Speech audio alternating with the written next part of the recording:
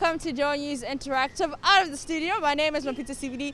You know how to join the conversation on Facebook, Twitter and Instagram or JoyNews on TV. We want to hear your thoughts on all things trend.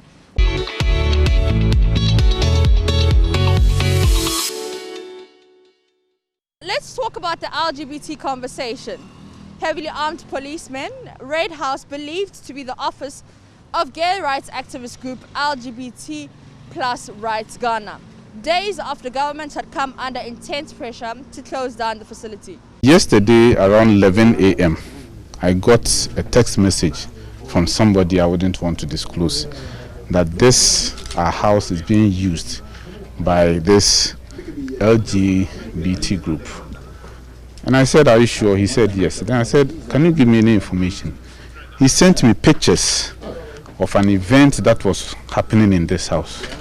So I called the agent and I asked him, because they've been here for just 2 months.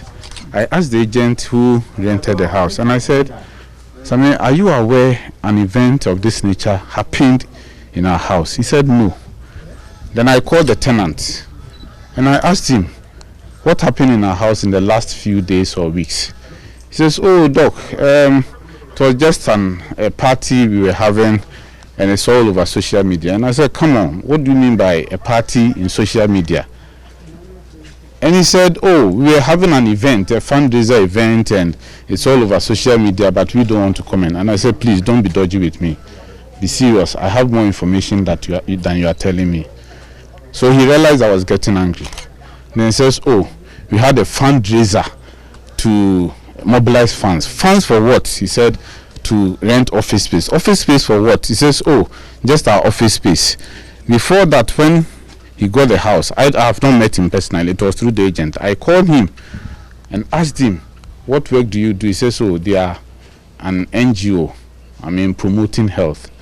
He said, "From where?" He says, "Oh, their funding is from Sweden." I said, "Okay." So in the midst of COVID, it was agreeable. But I told him not to touch anything without my permission, not to change any painting, no fixtures, and that is embedded in the tenancy agreement. So when I got the information and he was trying to be dodgy and he realized I was getting angry, he said, "Oh, we promote the health of this LBGT whatever." And I said, "Oh, come on, what do you mean?" Then I told him, "End there. I'm moving from Kumasi to Accra right now." So yesterday, 1 o'clock, I set off and I called National Security. I called the police commander for Kwabenya and I got to Kumasi around 7. So they said it was too late this morning. We are going to have this operation. After the raid, this is what the LGBT Plus Rights group in Ghana had to post on their social media page.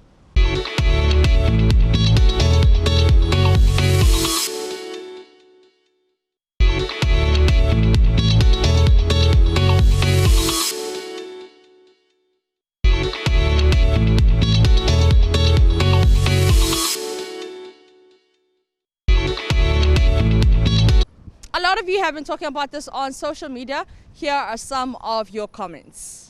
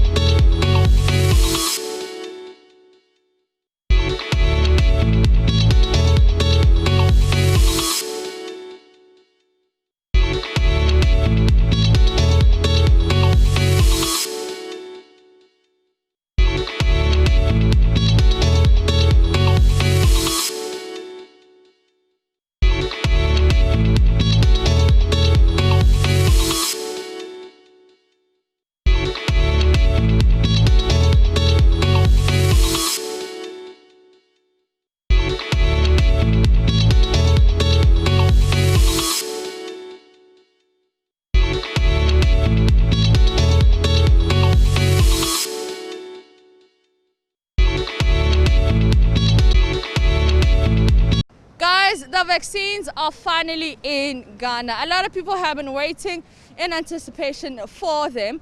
But you know, there's been some myths and tales around the vaccines. Let me clear it up for you. What is a vaccine? It's a simple and a safe and an effective tool to protect people against harmful diseases. before they come into contact with them.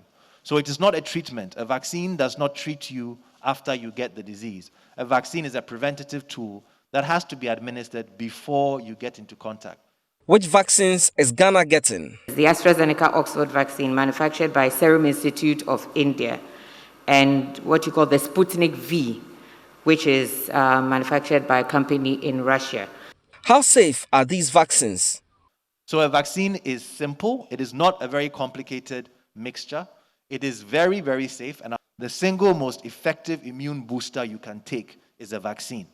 All these drinks you take, whether it's orange juice or Percocet or whatever it might be, a vaccine historically and today is the best immune booster. So if you want an immune booster, when the COVID-19 vaccine arrives in Ghana and you are one of the people who is able to get it, please go and get it. That is the ultimate immune. Are the vaccines able to deal with the new strain we have in Ghana?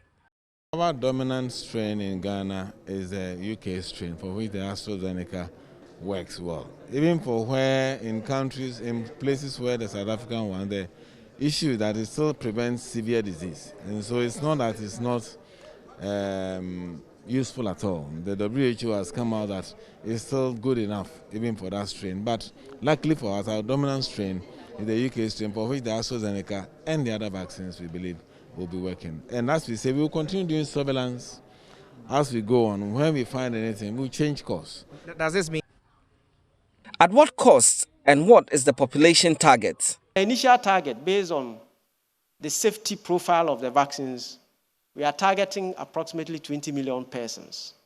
And these persons are health workers, as based on, this is based on the segmentation, persons with underlying health conditions, security personnel, other essential service providers, persons above 60 years, students of second and tertiary institutions, teachers at all levels, specialized groups, called the executive, legislature, judiciary, the MDAs, the media, and of course the rest of the population will receive the COVID-19 vaccines.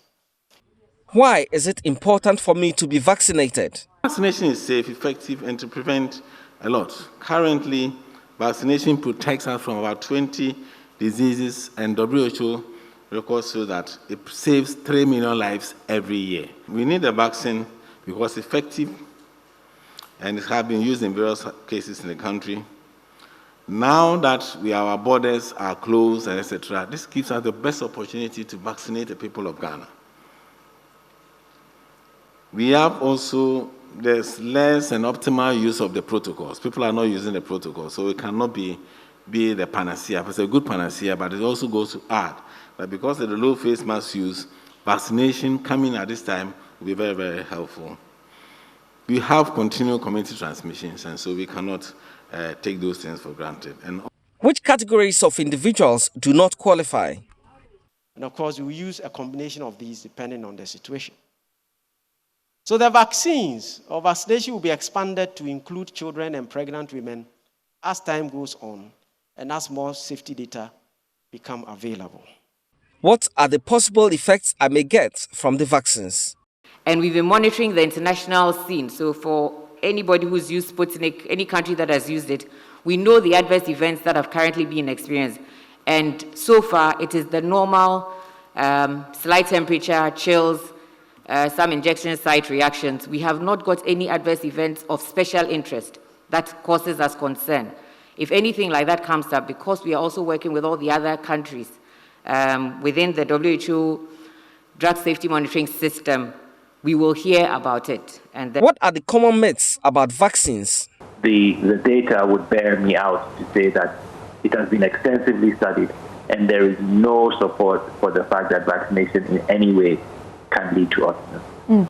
How much must I pay to be vaccinated?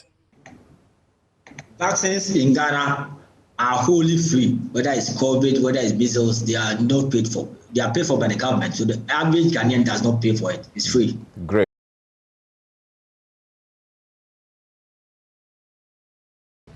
So I hope with that information I gave you, you're able to make informed decisions and have informed discussions about the vaccine.